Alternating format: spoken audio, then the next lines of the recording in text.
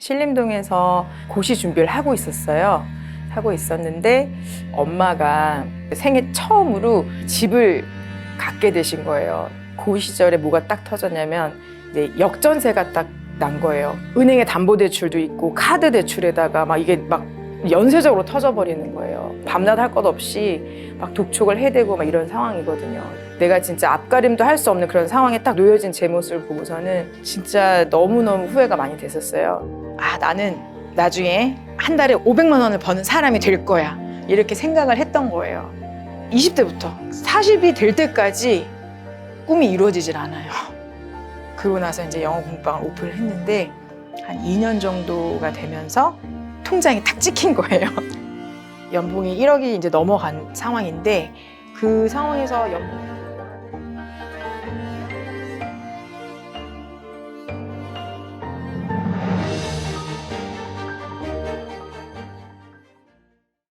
제가 2017년 7월에 공부방을 처음 오픈을 했고요. 1년에서 1년 6개월까지는 한 16, 7명 정도의 학생을 가르쳤고 한 1년 정도는 이게 소문이 물밑으로 이렇게 계속 쫙쫙 가라앉고 있었던 것 같아요. 물밑으로 계속 이렇게 조용히 퍼져나갔던 것 같거든요. 그러다가 너무 신기하게도 1년 6개월 정도가 탁 지나고 나니까 여기저기서 막 전화가 오기 시작을 하는 거예요. 그래서 어느 때는 일주일에 막 두세 건, 세네 건씩 막 모르는 사람한테 전화가 와서 누구한테 들었다, 막 건너 들었다 이런 식으로 확 증가를 하게 된 거예요. 그래서 16층 아파트에서 옆 단지 아파트 1층이 매물이 나온 걸 보고 이제 고민을 반나절도 안 했어요. 저는 고민을 길게 하는 편이 아니에요. 그래서 고민을 짧게 하고 실행할 수 있겠다 싶으면 바로 결정해서 실행해버리는 스타일이거든요. 그리고 만약 잘못되면 어쨌든 내가 책임질 수 있으니까 라고 생각하고 옆 단지로 이사를 했어요. 1층으로. 그러면서 인원이 거의 40명 가까이 된 거예요. 38명 정도에서 이전을 한 거예요. 1층으로. 그러면서 거기서 이제 또 인원이 또 계속 늘어나는 거예요. 그래서 계속 여기저기서 소개에다가 막 해서 대기가 막 20몇 명, 30몇 명 생기기 시작하면서 이제 거기 1층에서 10개월을 이제 운영을 하다가 상가가 또 나온 거를 보고 또 반나절을 고민하고 바로 계약해가지고 10개월 만에 다시 이제 교습소를 오픈해서 이전을 했거든요. 그 기간이 5년이에요. 총 5년. 그러면서 제가 연봉이 1억을 달성했던 그 시간은 1층에 이제 그 이사 와서 그때 이제 연봉 1억을 달성을 했고 500만 원이라는 꿈은 16층에서 달성을 했어요. 그래서 16층에 달성했을 때 사실 그때가 연봉 1억보다 사실 더 기쁨이 아직도 그때가 더 기뻤던 것 같아요. 이제 제 꿈의 그 급여였기 때문에 제가 혼자 가르치는 인원이 50명 정도 되는 거고 지금 대기 인원은 번호로 따지면 한 58, 9명이 되게 지금 되어 있는데 보통 이제 저학년들이 되게 많아요. 저한테 첫 영어를 배우고 싶다라고 해가지고 7살부터 뭐 동생들부터 해가지고 1, 2, 3학년부터 그 나이대가 제일 많고 지금은 이제 대기 인원이 제가 가르치는 인원보다 또 훨씬 넘어가는 막 그런 상황이 지금 현재 되어 있는 거죠. 제가 이제 대학을 졸업하고 2003년 경에 제 전공하고 이제 관련이 있기 때문에 신림동에서 이제 고시 준비를 하고 있었어요. 하고 있었는데 그 시절에 어떤 일이 터졌었냐면은 카드 대란이 일어났었어요. 그래서 정말 많은 사람들, 그때 기사를 찾아보니까 한 360만 명의 신용불량자가 나왔던 그런 시대였었거든요. 학생들, 대학생, 뭐 심지어 고등학생까지도 직업이 없어도 카드가 마구 발급됐던 그런 시대여서 돈이 급하거나 이런 상황에서 카드를 막 돌려막게 하고 이런 그런 상황들이 이제 많이 벌어졌었는데 급하게 이제 그거를 정리를 할 수밖에 없게 됐어요. 그래서 딱 계산해 보니까 10개월을 제가 신림동에 있게 됐었거든요. 집에 왔더니 엄마가 이제 생애 처음으로 집을 갖게 되신 거예요. 근데 그거를 경매로 그 당시에 낙찰을 받으셨어요. 단독 다세대 주택이거든요. 근데 그 시절에 뭐가 딱 터졌냐면 이제 역전세가 딱 난 거예요. 계획과 다르게. 은행에 담보대출도 있고 카드 대출에다가 막 이게 막 연쇄적으로 터져버리는 거예요. 난리가 났더라고요.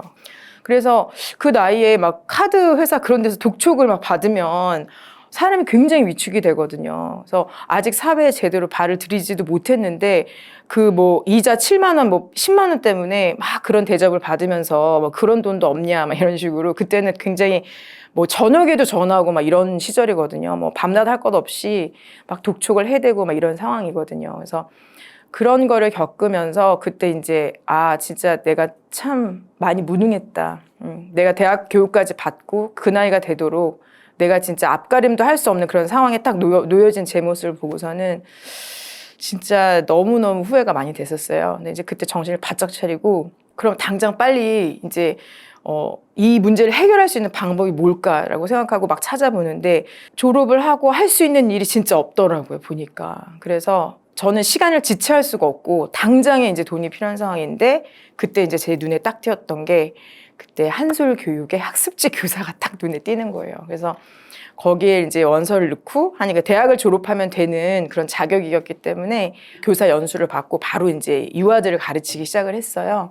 그러면서 고정 이제 급여가 생기니까 이제 조금씩 이제 형편이 이제 빚을 이제 십시일반으로 해가지고 이제 갚아 나가기 시작을 한 거였죠. 가르치기를 시작을 했는데 처음에 이제 무조건 이제 경제적으로 너무 돈이 필요했기 때문에 그냥 무조건 한 거예요. 무조건 맞춰서 했고 적성도 뭐가 없고 그냥 했는데 집에 와서 애들이 이제 마치 연인 생각나는 것처럼 애들이 자려고 눈을 감으면 애들이 머릿속에 둥둥 떠가지고 애들이 막 보이고 막 웃는 모습, 막 장난치는 모습 막 그런 게 보이면서 애들이 이제 너무 좋은 거예요. 아이들이 너무 순수하고 그래서 그때 이제 돌아보면 힘든 시간이었는데 아이들 때문에 그 어린 아이들의 순수함 때문에 제가 이제 그런 마음에 많이 이제 치유받은 느낌이 되게 많아요.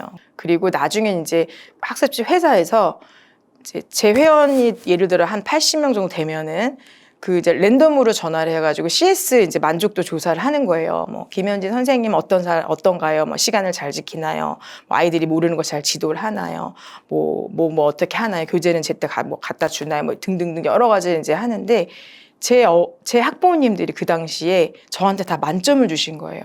그래서 그때 전국에서 만점 받은 교사가 한 대여섯 명 있었던 것 같아요. 그 중에 제가 이제 한 명이었던 거예요. 그래서 그때 제가 가슴 속에서 되게 감동을 받았어요, 사실. 그래서 아, 내가 이 아이를 진심으로 가르치고 내가 정말로 이 아이를 정말로 케어한다. 이제 내가 이 아이를 정말 사랑한다. 이런 거를 이제 진심을 알게 되실 때는 그거보다 강력한 무기는 없다라는 거를 그때 진짜 몸으로 터득한 것 같아요. 둘째를 제가 40살에 낳았거든요. 그래서 40살에 낳고 그러고 나서 이제 한 돌 지나고 이렇게 되면서 슬슬 이제 일을 좀 다시 해야지라고 생각을 하는데 40 넘어서 둘째 낳고 그리고 얘네를 놔두고 어디를 가서 일을 할 수 있는 그런 상황이 안 되더라고요. 아니면 많은 희생이 필요한데 좀 고민을 하다가 2017년도에 영어 공부방을 오픈을 했는데 아파트 방 한 칸에 이렇게 오픈을 했는데요. 그때도 이 시작이 뭐 잘 될까 안 될까 완전히 그냥 캄캄한 터널로 저도 딱 들어가는 느낌이었거든요. 그래서 그렇게 해서 이제 자연스럽게 학습지 교사부터 해서 이렇게 사교육 시장에서 이제 10년 이상 이제 지내오다가 이제 막 어학원 뭐 최종적으로 이제 영어 마을 그러고 나서 이제 공부방 이제 오픈을 하는 순서대로 이제 쭉 이게 커리어가 이어온 거죠. 처음에 이제 일단은 전단지를 만들어야 되겠다. 그래서 이거를 뭐 붙이든 돌리든 뭐 어떻게 해야 되겠다라는 판단이 서가지고 전단지를 이제 만드는데 저의 집에 붙어있던 전단지는 지금도 제가 다 모아놨어요. 이만큼 있어요. 그래서 거기에서 사용하는 문구가 뭐지? 이 학원에서는 이렇게 아이들을 모집을 하네. 여기는 주 몇 회 수업을 하는구나. 여기 학원은 뭐 차량이 없는데 다 픽업만 해. 여기는 이렇구나. 이렇게 뭐 모든 학원 있잖아요. 뭐 영어뿐만 아니라 뭐 피아노, 미술 할 거 없이 모든 전단지를 좀 분석했던 것 같아요. 그래서 벤치마킹을 많이 했었고 그렇게 해서 이제 전단지를 만들었는데 처음 이제 모르고 만든 전단지가 그 자석 전단지. 그래서 거기는 저에 대한 얘기는 하나도 없고 그냥 커리큘럼이 어떻고 뭐 주 몇 회 수업이고 뭐를 해주고 뭘 해주고 이제 이런 식으로 해가지고 이만한 전단지를 손바닥만한 그 자석 전단지를 만들어가지고 2,000장을 주문해서 사람을 또 고용해가지고 1,500세대 아파트에 쫙 붙인 거예요. 근데 전화가 한 통도 없는 거예요. 그래갖고 야 지금 버린 돈이요. 이제 자석 전단지 값에다가 인건비에다가 야 그런데 진짜 20 얼마를 더 썼는데 아, 전화가 한 통도 없다니. 야, 이거 어떡하지? 이러고 있다가 그러면서 이제 다른 전단지를 분석을 한 거죠. 해가지고 아, 이런 식으로 나도 문구를 좀 써야 되겠어. 아, 이런 식으로 좀 눈에 띄게 만들어야 되겠어. 해가지고 이번에는 A4지 사이즈로 그래서 노랗게 해가지고 이제 눈에 탁 띄게 해가지고 거기다가 제가 이제 뭘 넣냐면은 경력을 위주로 넣은 거예요. 제가 여태까지 아이들 이제 영어 관련 경력을 아주 디테일하게 다 넣은 거거든요. 투명 파일이 있어요. 그래서 L 파일에다가 제 그 전단지 넣고 커리큘럼 넣고 그다음에 커피 믹스 이제 2개 거기 붙이고 이제 연락처 붙이고 해가지고 이제 코스코 백에다가 이제 만들어 한 50개, 100개 만들어가지고 학교 앞에 나가는 거예요. 그래서 혼자 나가요. 그냥 누구 도와달랄 것도 없고 그냥 내 일이고 뭐 창피할 것도 없고 그때 하교할 때 그때 어머님들이 모여 계시죠. 그래가지고 안녕하세요. 제가 여기 아파트에 영어 공부방 하고 있는 누구누구입니다 하고 이제 제가 직접 가르칩니다 하고 이제 하나씩 드렸어요.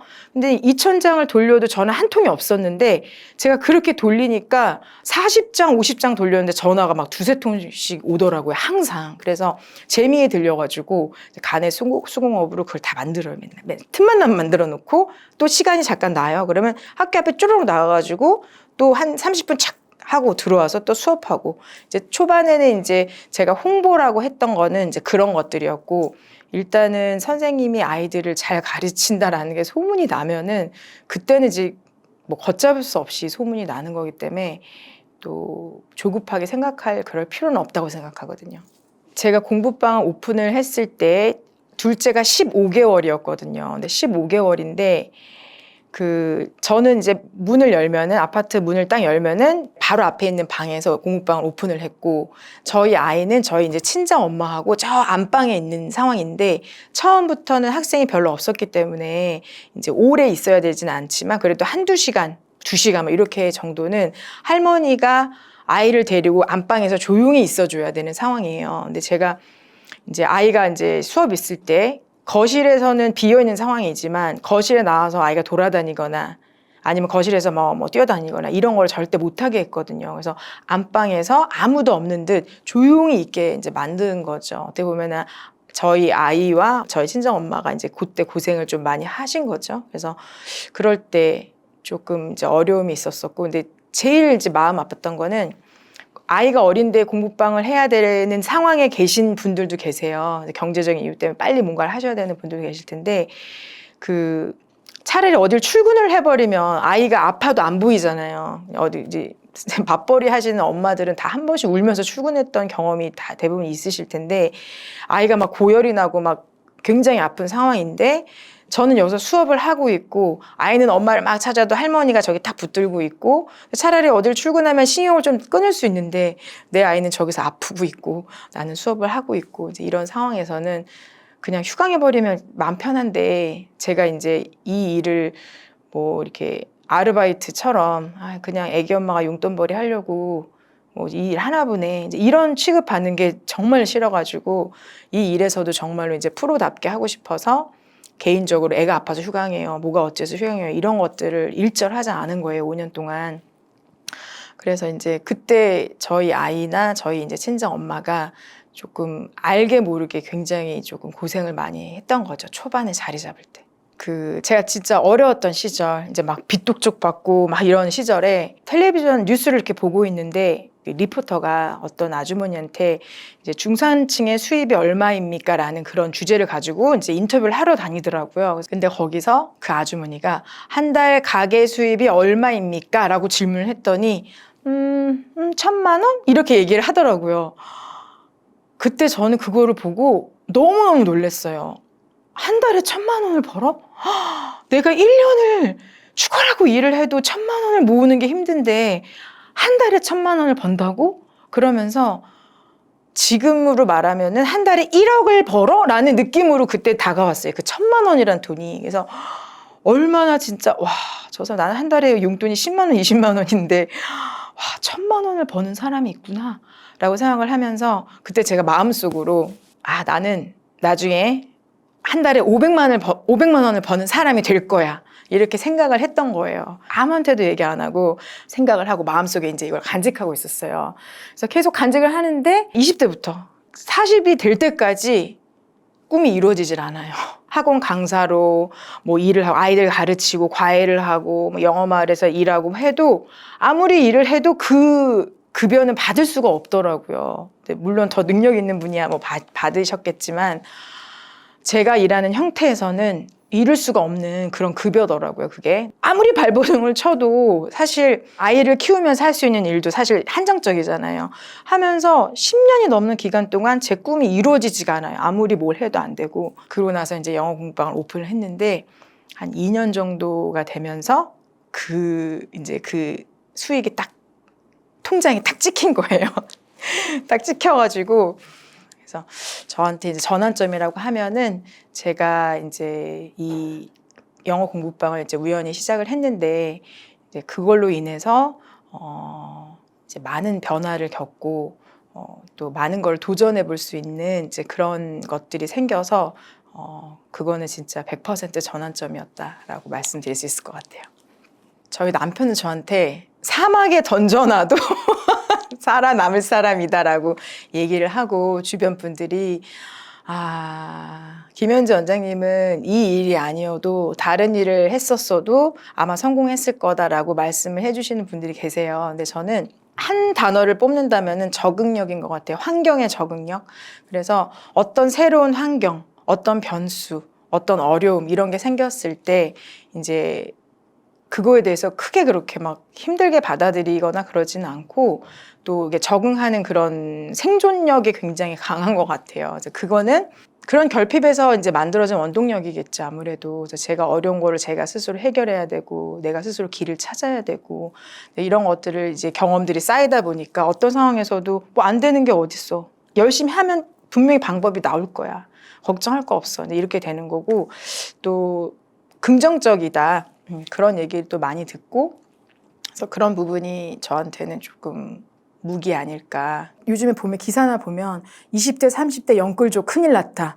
뭐 이거 뭐 금리 때문에 뭐 난리 났잖아요. 달러 뭐 난리 났어요, 지금. 그래서 그런 걸 딱 보면은 그때 생각이 진짜 나거든요. 그래서 이미 능력이 있으신 분은 어떻게든 돈을 융통해서 이렇게 저렇게 해결할 방법이 있으시겠지만 어린 친구들인데 그렇게 큰 돈을 빌려가지고 예를 들어 집을 연끌해서 샀는데 월 수입이 맞벌이에 450인데 한 달에 이자까지 해서 800이 나가야 된다. 이래버리면은 뭐 방법이 없는 거잖아요. 그래서 그런 기사를 보면은 제 얘기처럼 누군가는 정말 삶을 포기하고 싶으신 분도 있을 거고 어린 나이에 회생이나 파산을 해야 되는 그런 사람도 있을 거예요. 그래서 그런 분들이 정말 이 어려운 지금 경제, 지금 이 환경을 잘 이겨냈으면 좋겠다라는 생각을 이제 하고 그런 상황에 계신 분이 있다면 빚 때문에 힘든 분이 계시다면은 정말로 또 열심히 방법을 찾아보시고 포기하지 마시면 좋겠다라는 그런 응원을 말씀드리고 싶었어요.